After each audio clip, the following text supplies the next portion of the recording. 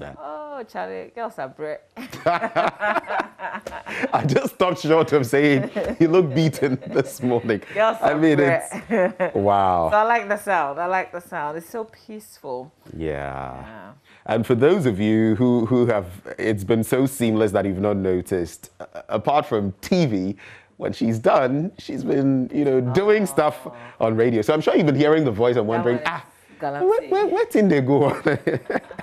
I can understand. I can understand. But here we are, another morning, a different batch of papers to look at and lots of issues to explore, actually, especially in respect of the security situation. Absolutely. I was just on the back of yesterday's happenings in Wa.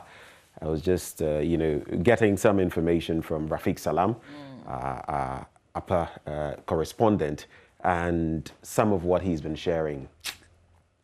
There's a lot of, work to be done indeed. But that is why we're here. Oh, yeah. And continue the work, we shall.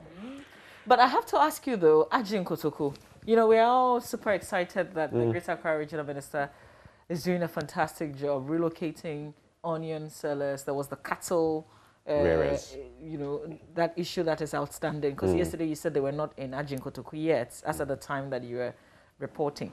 But what place is this? Is it just shirts, or they actually have homes as well? Do they have places where they can sleep in Ajin Kotoku? No. That's not the provision. I know, because I can get why you're asking, because in Agboboloshi there were even people with, makeshift areas around. Some are said to have even had places where they could rest, if you like, there. And sometimes they would actually spend the night there rather than, go home. These were places where they sold. But for some people, they had places that they could do different things. They had a mosque available. They had toilet facilities available to them, and myriad, other things. Some of these people who sell, it would interest you to know, people who had been there for a long time, selling mobile phones, selling water, selling this or that, tea. These people have followed them there because they feel this is the community we have been with. So they're all in Ajin Kotoku. Yes, still going those to who were serve selling, them. even the wache sellers, noodles and what, they followed them there. So that is why some of them, the day I went to Agboboloshi, were saying that provision should have been made for us too, because we are like a community. You get it. Okay, but with the cattle rearers, just to add that bit, they hadn't moved as of yesterday when we went there, but their leader, Mohammed, sent me photos, at least for his kraal. They had moved. He sent me photos, and you know what they had to do? Deep into the night, they had to get some of the cattle out. I don't know whether they've moved them to Ajin Kotoku, because what he made mention of was that he, for example, has 80 fattened cows. And with the fattened cows, they are very feeble. When you fatten them, they become feeble. They can't do a lot of vigorous work. And conveying them from a place like Agboboloshi to Ajin Kotoku, which is at least an hour's drive, more or less, would be too much stress for them. And they were just pleading that they could be there till maybe the 20th when we have the Eid. Didn't they get some of the funding? Because we know that... the money has not been doled out. Oh, it hasn't. Because they were given some monies so that it could help them transport their goods to Ajin Kotoku. So as of then, which is 2 days ago, they hadn't received physical cash, though they knew that other people, the committee was meeting to ensure that each person, even the onion sellers 2 days ago, had not got any cash when I spoke to one Nuhu. But they knew that, yes, about 1,000 of them, 300,000 had been given, and that they were going to get eventually their share, between 2,000 and 3,000 Ghana cedis. But they hadn't got it yet. I don't know as of yesterday, because if you listen to the regional minister, he said the scrap dealers had been given, these people had been given money. So whether it's actually reached them, that I cannot confirm as of now. Well, and this is coming up because, it's the papers are also telling the story of the relocation, which is such a big deal because it's been 16 years. And as we congratulate the Greater Accra Regional Minister for leading this process, we also want to ensure that where we are taking them, we're not just dumping them there and leaving them. That's why I was asking all the backstory in terms of the provision made for them, apart from the shirts. Some also even complain that they don't have enough. Oh, as you were talking to them. But I guess all will come together. right. Because we have a package from you. So we will see the situation as it exists in Ajin Kotoku, where these persons have been taken to. But I can give you a brief answer on the sheds. They say they simply don't suffice.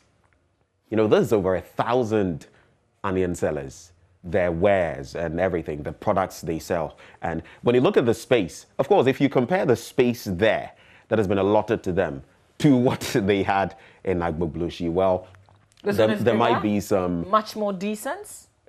More decent, obviously. Ajin Kotoku, more decent. But in terms of space, that is the problem. Part of the land they claim is waterlogged, and that is not good for onions. In Ajin Kotoku. Oh, okay. They are saying some part has not been cleared yet. They don't have the toilet facilities. So now that they are moving there, if you needed to attend to nature's call, you'd face so many difficulties. They are talking about the absence of financial institutions because now, you know, they get quite a lot of money, actually. A lot of people aren't aware. They get quite a lot of money doing business with onions. And so a lot of cash goes through the system. And if they are not careful, that could mean they could become the targets of robbers and all of that. They are asking for night patrols. So that's why it's a whole hodgepodge of matters. Strongly yesterday, because if you're in Ajin Kotoku and seriously you want to transact business, banking business, you have to either go to Insawam or you have to come to Amasaman. And that traffic on that stretch is another situation altogether. So it's not easy moving around. I'm very familiar with that. That's my territory. They even talk about the fire service, that should anything happen, they want some proximity so that it's either in Sawam or Amasaman. That's the reality. All right, I've got the Ghanaian Times newspaper, the Daily Guide, the Daily Dispatch, Daily Searchlight, and Ghanaian Publisher. Those are the papers that I'll be looking at. I'll be looking at the Daily Graphic, Republic, Press. Then there's the Herald, the Finder, the Daily Statesman, and the Custodian newspaper. Those are the papers I'll be looking at. All right. So this issue that we've been talking about is on the front page of the Ghanaian Times newspaper. Agbogboshi market goes down at last, but not before fierce armed resistance from scrap dealers and others. Three-member committee inaugurated to investigate Ejura route killings. Still on Ejura, one more suspect in police grip. Odo, Kole, Lagoon, and Nago massive dredging to avert floods. Like, we're tired of this whole reactive kind of, you know, why can't we do it even before the rains come? And it's not funny. It isn't. When it is raining, we are dredging. In the center spread, Vice President calls for responsible mining, and then details of two front-page headline stories there. On page 3, court discharges 11 suspected secessionists. It says 11 persons charged with treason, felony, and conspiracy to commit crime in the Western Togoland case were yesterday discharged by the Kaneshie District Court in Accra. The accused were discharged by Mrs. Rosemond Duodiajiri, the presiding magistrate, based on the advice of the Attorney General, appearing before Mrs. Ejiri, the prosecutor.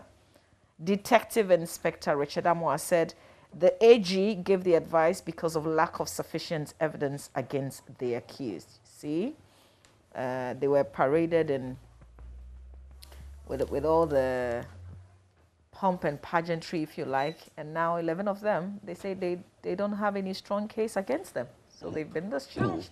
So you've got to be careful when you point accusing fingers at persons. Are we ever careful? Just because they are suspects, it doesn't mean that they're guilty of any charge. So there you go. It's innocent until proven guilty. Absolutely. In other jurisdictions, it is guilty until proven innocent. In our jurisdiction, it is different. Yeah. Yet we act as though it were the opposite we had here. Absolutely. Okay, so the one more person who's been grabbed in connection with the Ejura murder case, it says the police on Wednesday arrested another suspect. And, okay, what's his name? It didn't give, okay, Idi Mohammed is his name, 38. He's the suspect. He's said to be a younger brother of the deceased, and this brings to 3 the number of people grabbed following the murder. And then Cocoa Board, 271 million Ghana cedis financial loss case. Dr. Puni's petition dismissed. So he's tried twice already to get the judge, you know, sitting on the case to recuse himself, get him off, get a new judge. And finally, he petitioned the Chief Justice. But that also, according to what was read in courts, did not. It didn't fly. Did not give in, exactly. The Daily Guide has a nice, it says bounces.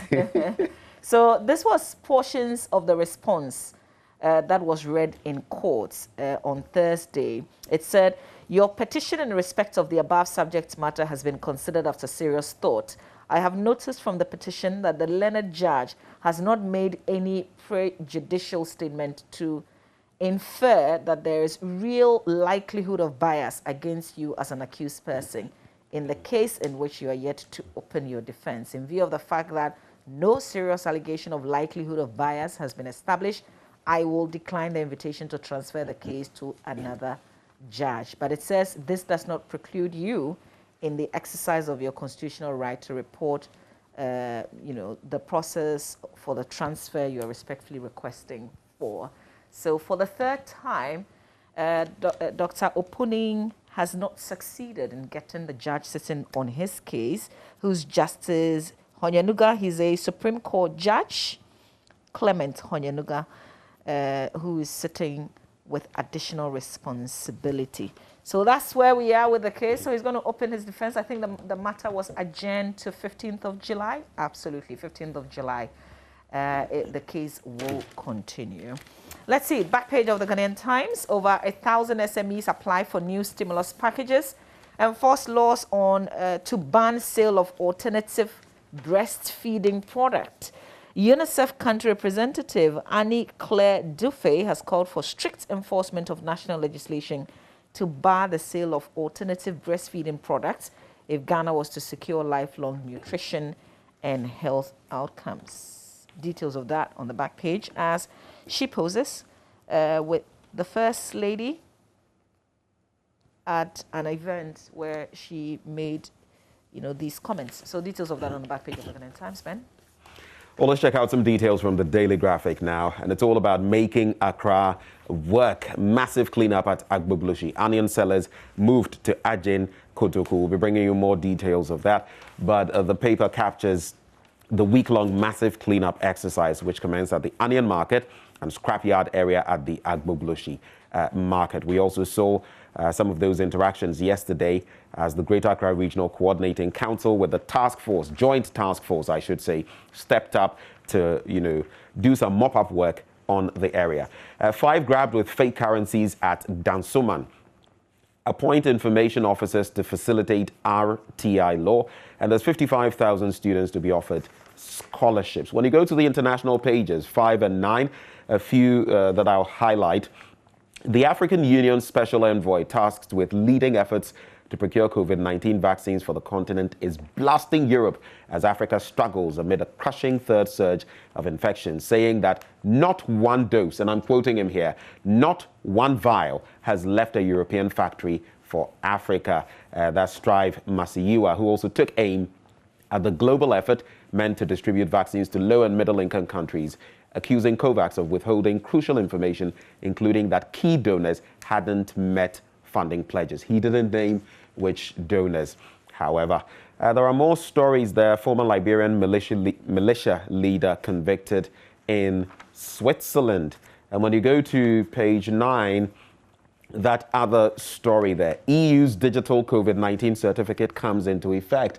And basically what it means is a European Union-wide COVID-19 certificate came into force yesterday as the EU aimed to kickstart the summer tourism season by streamlining border crossings. The certificate is essentially a QR code either on a smartphone or paper, which validates whether a traveler has been vaccinated, has recovered from a COVID-19 infection, or has a recent negative test for COVID-19. Finally, according to the EU, the certificate holder should, in principle, be exempted from free movement restrictions, and EU member states should refrain from imposing additional travel restrictions on holders unless they are necessary and proportionate to safeguard public health. So, and this excludes us, those of us who took the AstraZeneca from the Indian Serum Institutes. Austerity. Hey. For shaky reasons. Chai. When you go to the middle spread. So wait, Kovas, Yenka home.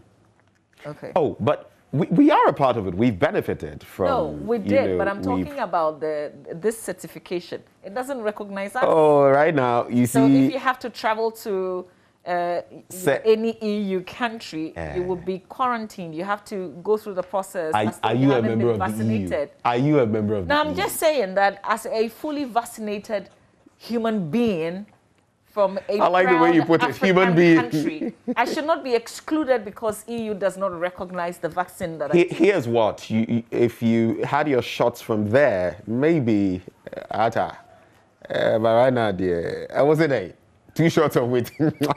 We need to fight it. We need to fight it because some of us have taken the full. No, but I concur. And these are some issues that I feel are governments, because it can only be fought on those levels.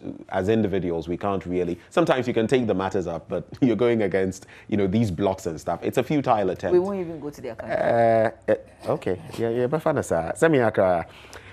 so when you go to the middle spread of the paper, 55,000 students to be offered scholarships. That story is there, and that's what the Scholarship Secretariat is saying, offering scholarships to 55,000 students who applied to the Secretariat to enable them pursue post-secondary education in the 2021-2022 academic year.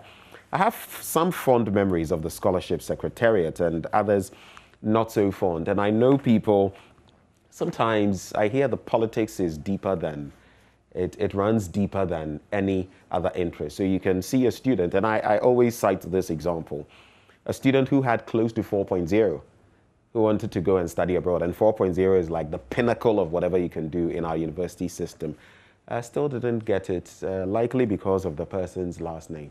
Oh, really? Yeah. And people with far less, of course, there are different things, there's a pot of issues to look at, but there are so many things that happen. Well, I would think that it's not just the grade they look at. No, that's why I'm saying there's a pot of issues they look at. But especially when certain things happen, and even a worker there, someone at the very top tells you, Masa, this thing, this and that, and you're wasting your time. Unless you go through this or that person and do this and that, then obviously, there's a whole lot to talk about. That's it for the Daily Graphic. All right, let's do the Daily Dispatch newspaper. On the front page, another judgment debt hits Ghana, and they say she has to pay, but it's actually us, $70 million.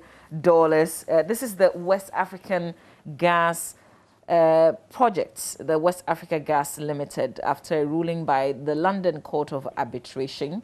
That's where, the story that we've been hit with another huge judgment debt is coming from, that the country is set to pay over $70 million to the West Africa Gas Limited. The dispute came after the termination of the claimant, West Africa Gas Limited, of a gas sales agreement dated 9th of October 2015 between the company and the Republic of Ghana.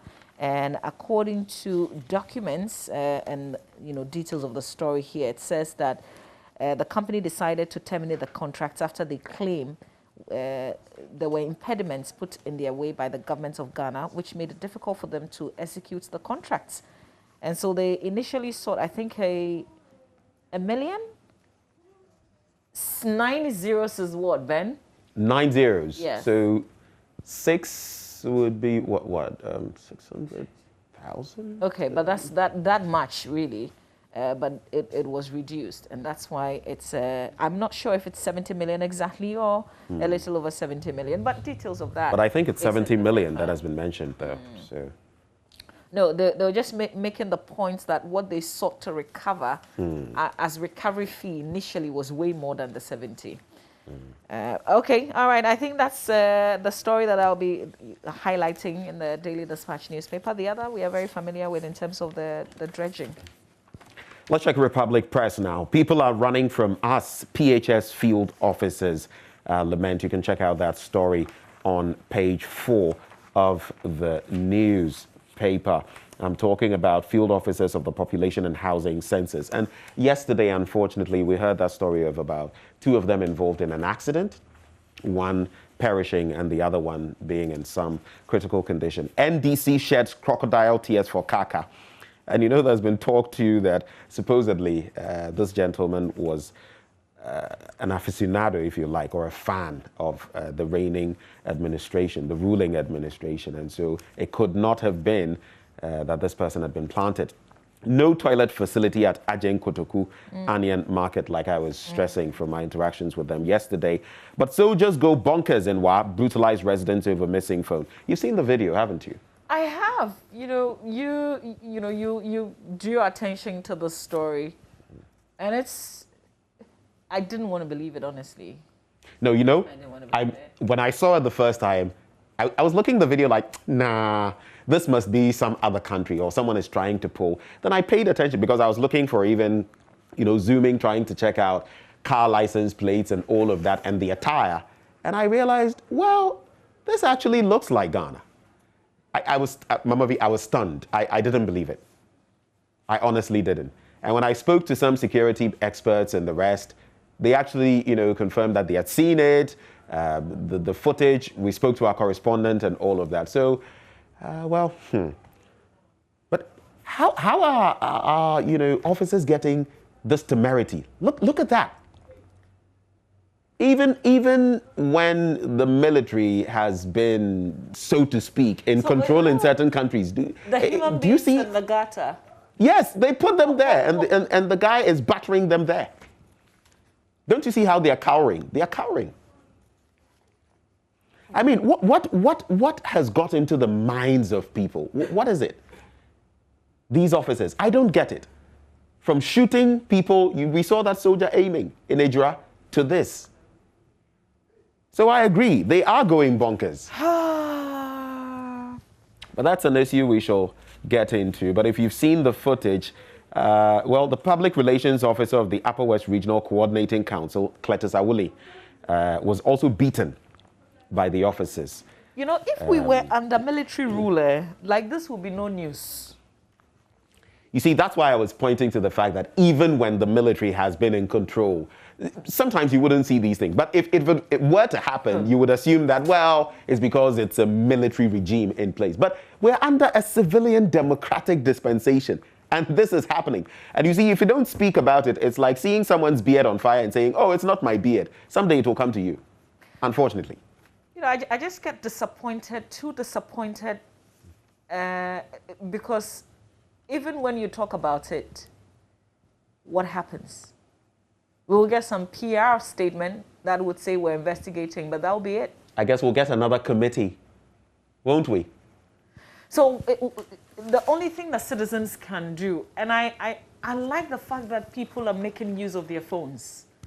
Because if nobody had recorded this, what we are seeing, with whatever instruments, it would just be the citizens telling us their side. It's your word against theirs. Absolutely, and your word won't believe you. Never comes. I say all the time, go to the motor courts. Let police arrest you and say you crossed the red light, and go to courts and try to defend it. Tell the judge that you didn't. It's the police against you. I mean, they police traffic. Let me tell you something interesting. 2 days ago, in our vehicle, when we were going to Agbogloshi, right at that traffic light before you turn through, we went through a green light, but you see, the place was jam-packed. So the vehicles had to wait a bit, but we had already crossed. It was green, right? So we're in the queue with the other vehicles. When we got there, an MTTD officer stopped us and said we had gone through the red. Achoo. And I was just watching him. The driver, told him, no, we didn't go through. This man was insisting until he realized, oh, supposedly it is the media. The media people. And all of that. But we made it clear to him. And I bet you we went through green. I saw it for myself. So sometimes when they say, and when they do that, I'll say, watch out. There's nothing you can do. So who said to them that they can do this? Oh, no. Punish people. Let me tell you this. You're saying who said to them they could do this? Yeah. Supposedly, it was a soldier who had lost his phone. And they assumed that it was, a Pragia, one of these Pragia people who had taken the phone away from him. He was robbed. And then the next day, they come and order. That's why you see a lot of the Pragias, so to speak. Those, I've forgotten the name for those, taxi cabs, the tricycles.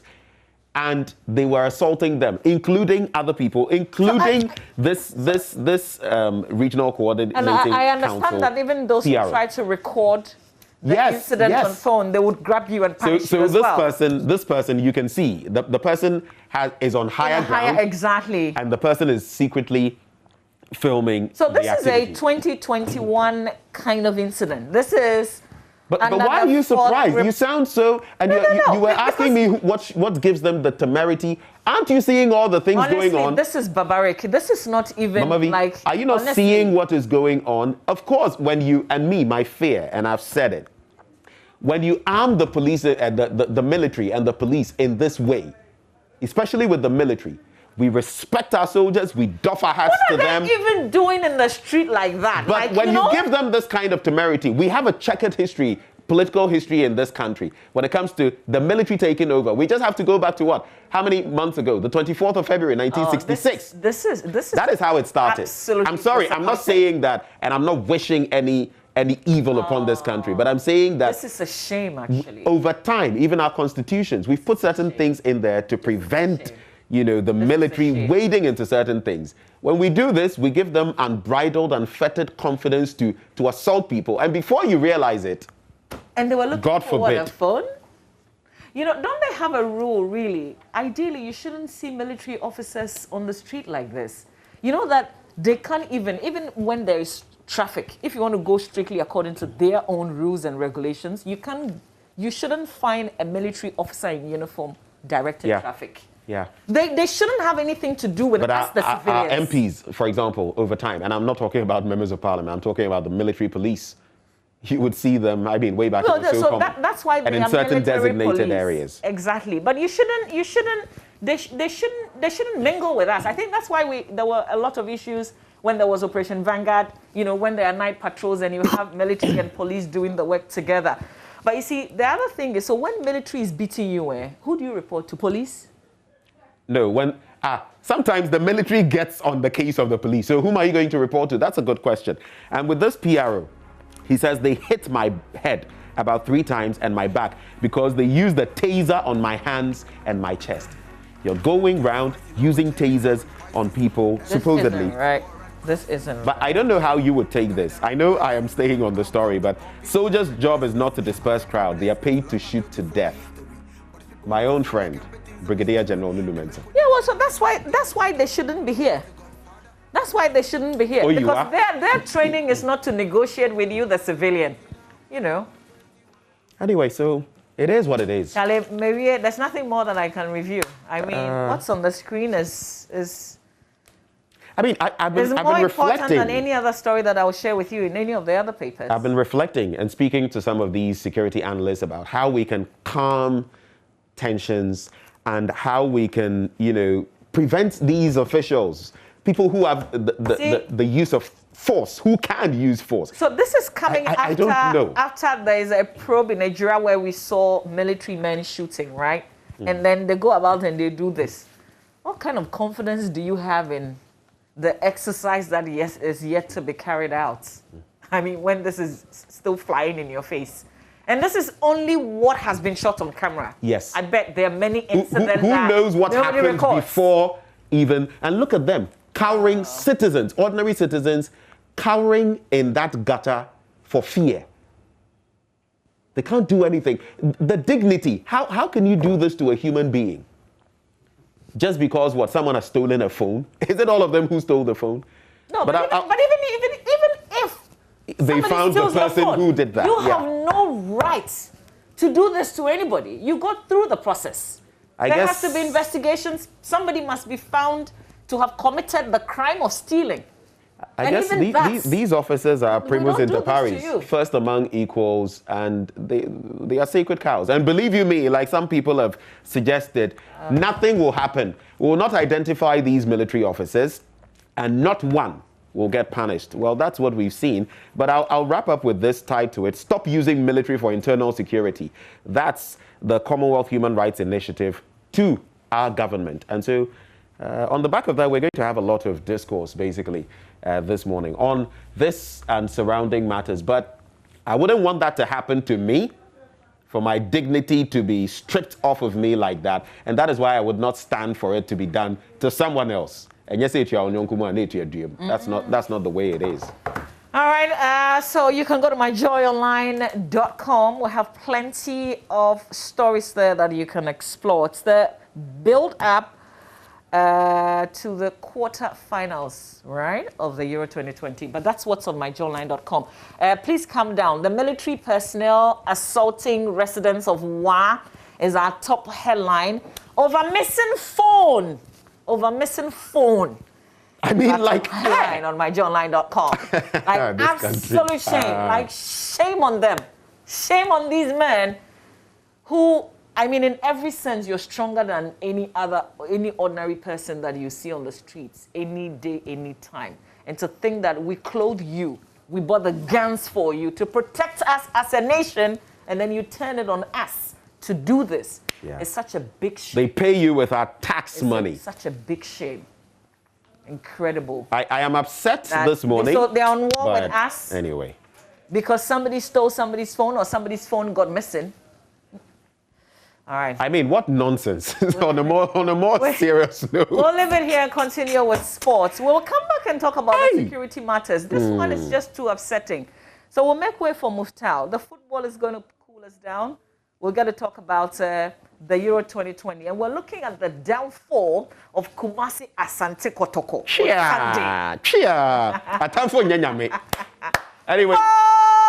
So Fabu, we never say that. We are the real never say die people. Let me say phobia. Say your Fabu, let me see. Fabu. Wow. Stay with us. Muftal is up next.